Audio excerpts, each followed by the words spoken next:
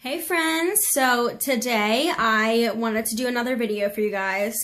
So I decided to do tips for maintaining a healthy relationship. Going to school to be a couples counselor. I'm in my senior year in social work, and I just thought that I would take some of my experiences, some of the things that I've learned, and I would kind of give you guys some tips for how you can maintain a healthy long relationship. And I'm not saying that this is gonna guarantee that you're gonna maintain a long relationship, but I just know some of the things that have worked very well in our relationship, and so I wanted to kind of share it with you guys. Okay, so we're gonna go ahead and get started.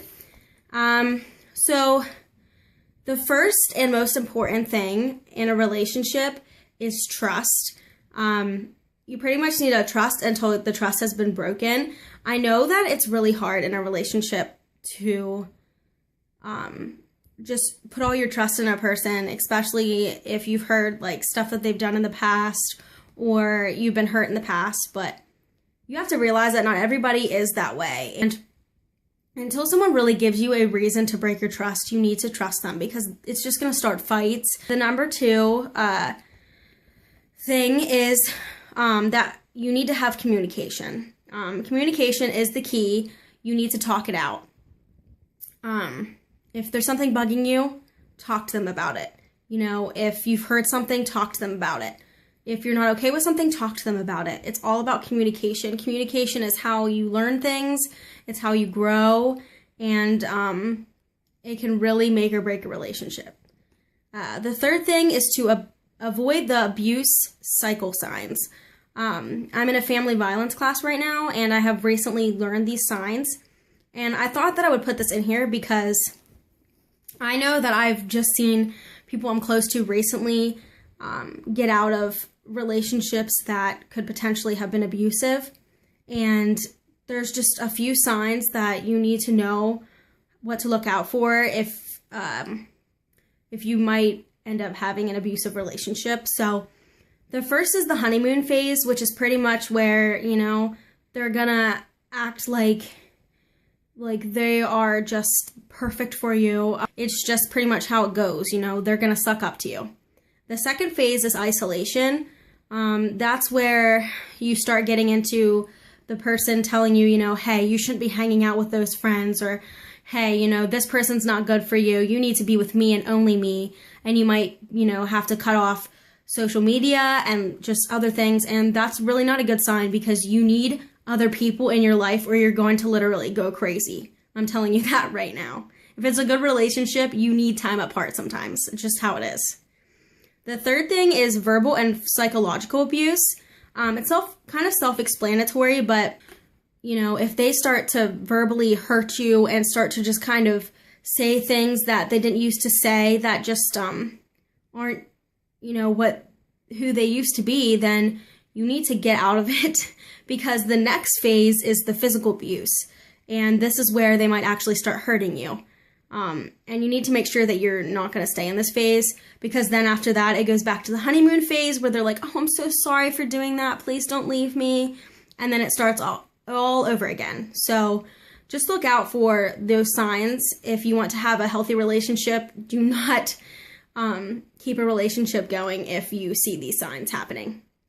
The fourth thing is that a best friend relationship is literally the best relationship you can have. You need to be able to talk to your significant other about anything and everything. And if you can't, then you shouldn't be with them.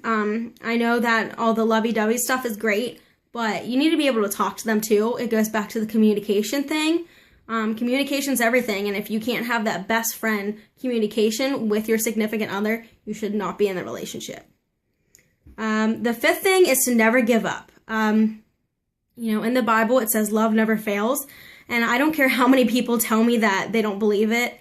Love never fails, and if it's really meant to be, it will never fail, and you will get through every fight that you have. So if you believe that you're meant to be, don't let go and keep on trying because love never fails. The sixth thing is to always stay faithful.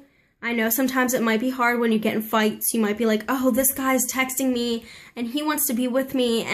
If you want to stay in a relationship, you can't do that. And if you Do you feel like you're going to go on to someone else and cheat? You need to break up, because I tell you what, being faithful is a very important thing if you want to get married, because you're going to make vows when you get married, and that's about being faithful. So you want to do that.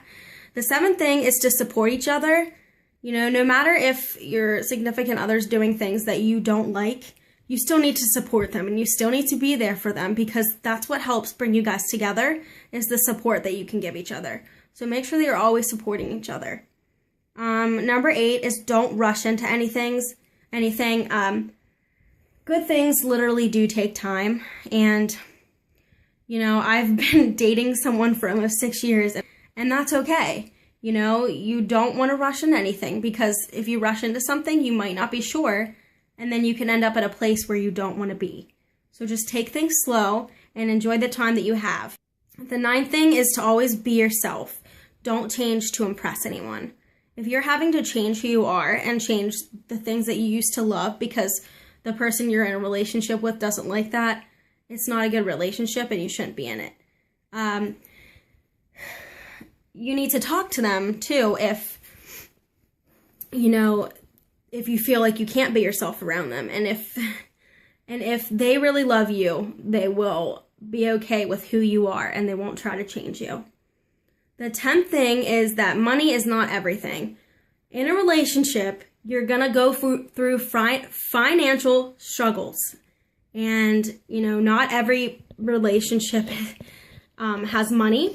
That's just how it is. Unless you guys are like entrepreneurs or like celebrities, you're not going to have money. You're going to go through times where you're going to be broke, and you need to stick by each other's side during those times, you know.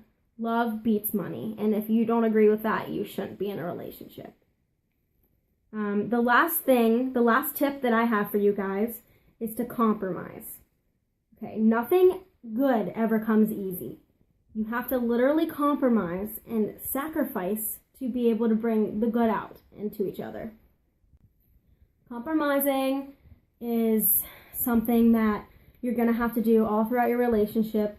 And if you both want to make it work, you will both sacrifice and come together to make those decisions. So that is the little bit of tips that I have for you guys. I'm sorry that I'm a little shaky, but I really wanted to make this video for you guys and get it up there. So let me know if this helped you at all and if you would like to see more of these videos. And I will see you guys in my next video. Make sure that you subscribe down below and like this video if you enjoyed it, and comment if you have any comments or concerns that you would like to talk to me about.